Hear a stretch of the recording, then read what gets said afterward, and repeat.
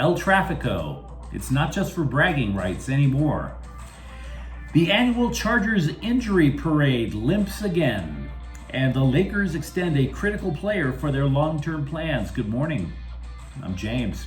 This is your daily dose of sports and snark for the greatest sports city in the world, Los Angeles.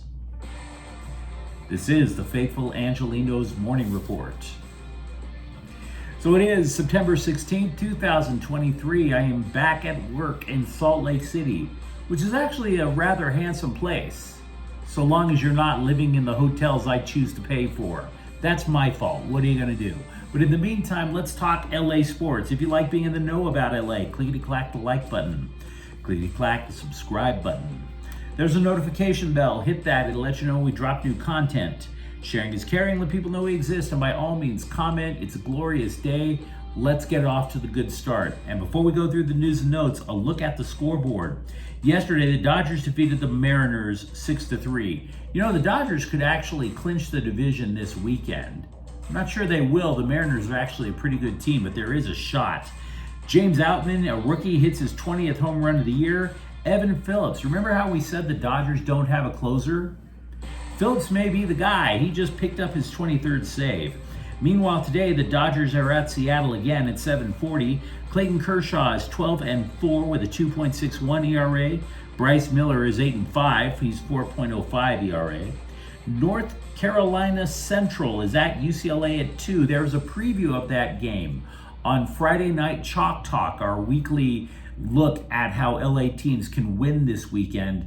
Find out about it. Go to the UCLA playlist. And the LA Galaxy at LAFC at 7:30. El Trafico. Now the Galaxy lead the series this year 2-1, and they lead the series overall with 9 wins, 6 losses, and 5 draws. But as the cliche goes, throw the numbers right out the window. Look, this match matters because that whole cliche about bragging rights for LA, just wipe it, throw the tissue in the toilet, flush. Bragging rights to me for this match are absolutely secondary because both teams, both of them, have bigger fish to fry today. Both teams are in peril to a certain degree, and that means both teams are going to have to play with grit tonight. When this series originally started, there was a lot of star power involved. There was Carlos Vela, there was Zlatan Ibrahimovic, and then of course it evolves over time. There's Chicharito, Gareth Bale, international superstars just flooding the net with goals, which sounds great. It is great. But now, with Vela older, with Chicharito out, this is just going to be more about grit and desire. And to me, that really is what LA is all about. We love to talk about things. Everybody loves to talk about LA, about, glitz and glamour and Tinseltown. But LA at its core, I will take this to my grave. LA at its core is a blue-collar town with a bunch of people scraping by, working hard, doing whatever they have to do just to get by. That is what this game is going to be, folks. That is why I'm dialed in, despite the fact that I'm a Galaxy supporter. So yeah, no star power, but more importance. I would argue this is the third most important El Trafico in the series history, right behind the 2 playoff matches, which, as we recall, LAFC won. But LAFC is sliding. They are. You have to admit it. They are the losers of 3 consecutive matches. Even worse, since the Black and Gold reached the finals of CONCACAF Champions League earlier this year, they're 6-12-3. 12 losses. 12? How un-LAFC is that? Meanwhile, over with the Galaxy can move to the periphery of the Western Conference playoff bracket with a win. They wouldn't be in, they'd just be on the edge, which would be close to miraculous. The 5-time MLS Cup winners, they were butt naked last in MLS earlier this year at the height of the Klein out protests. but they have gone 5 wins, 1 loss, and 6 draws since May. So just because some people are like poo-pooing the fact that this match doesn't have Zlatan or Gareth Bale, please, both sides have to win this match tonight. Now, LAFC, if you look at them overall, let's be real, they probably should be better off from where they are right now. I mean, from what I've seen from years past, they've adjusted their defensive style under Steve Cherundolo. Original manager Bob Bradley, he would pressure the other team all over the pitch. Now, Cherundolo adjusted it because when you pressure players all over the pitch, you can get exploited. What Cherundolo did was he wanted his defensive players to block the passing lanes. Get in between the 2 offensive players, block the passing lane, theoretically steal the pass, and now you're off to the races on a counterattack. I think opponents have caught on to that. I really do. And I think it actually plays into the Galaxy's hands. I believe this because I saw the Rose Bowl match in July 4th, and LA, the Galaxy, they were very decisive in their passing, extremely decisive, before the LAFC defenseman could set up. I think they do the same thing tonight. If LAFC doesn't adjust, just because LAFC right now is 3rd in the Western Conference table, they could plummet a little more. I do like the Galaxy tonight, frankly.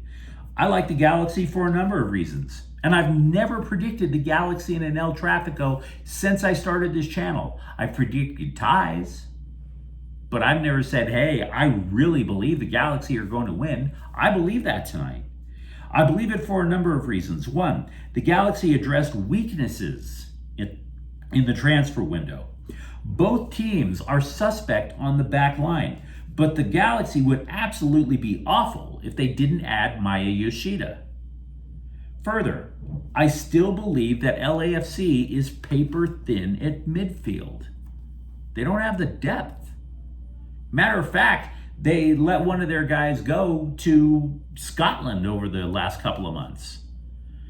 I think the reason that LAFC scored so much in its salad days, in its original 4 years, was not just because Carlos Vela was young, but because they had a midfield that would provide Vela and his teammates with good service. Same for Dennis Bwanga earlier this year. Dennis Bwanga was just lightning in a bottle at the start of the MLS season. He still has 12 goals, but LAFC is struggling to put the ball in the net. When was the last time you've ever heard that? Even if you're the most ardent Galaxy supporter, when was the last time that you heard, oh, LAFC can't score? They're having troubles. I don't think the midfield is setting up the LAFC front line to succeed. Meanwhile, over with the Galaxy, I can sit there and say, you know what? I think Ricky Puig and Douglas Costa are witty enough, clever enough to serve whoever is going to score for the Galaxy. For that matter, I would even argue that you could say Ricky Puig and Douglas Costa can score on their own. That's kind of obvious. Ricky Puig scored the game winner in El Trafico at the Rose Bowl, for Pete's sakes. So, in a weird way, have we overrated LAFC's roster? There was no way to overrate the Galaxy's roster earlier in the year, but right now, the Galaxy's roster, they're looking pretty gritty. And like I said, this is a game about grit. Now, I do have one caveat to make. The Galaxy are dreadful in the first half with conceding goals. In the first 15 minutes of a soccer match alone, they've only scored once and conceded 6 times. If the Galaxy do not concede to LAFC early in the match, watch out. So I'm actually taking the Galaxy to win tonight. You let me know what you think in the comments thread. If you're a longtime Chargers fan, you are used to hearing about, one more Galaxy note, I apologize.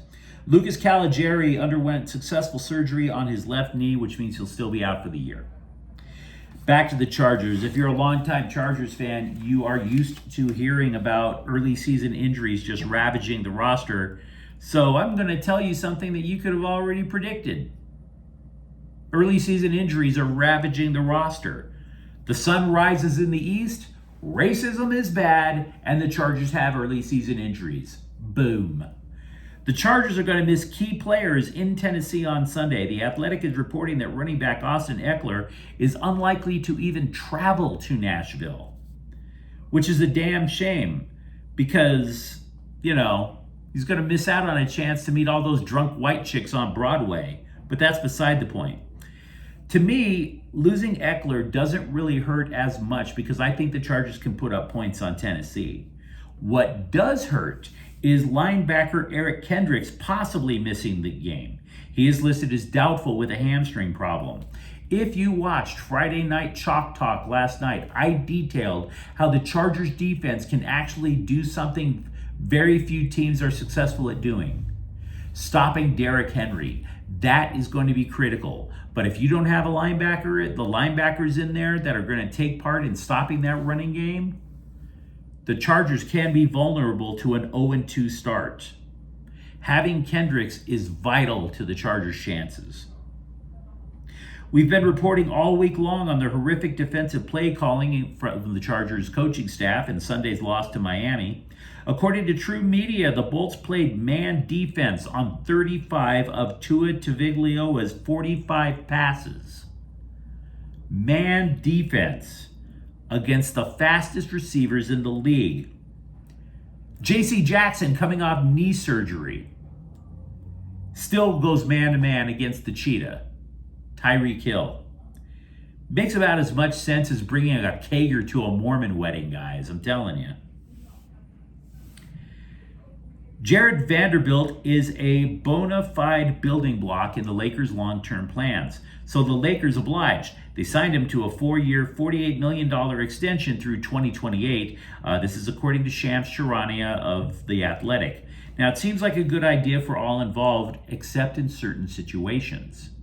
I'm not saying you get rid of Vanderbilt, but he is not a shooting threat. So if you need offense in the fourth quarter, he is not your guy.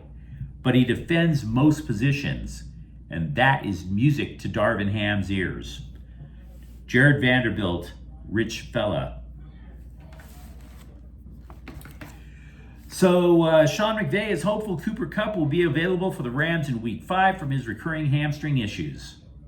Other than that, they had nothing to say. So we'll have to see. One more thing I wanted to talk about. I stayed out of the whole Sisters of Perpetual Indulgence and going to Dodger Stadium and getting an award from the Dodgers controversy.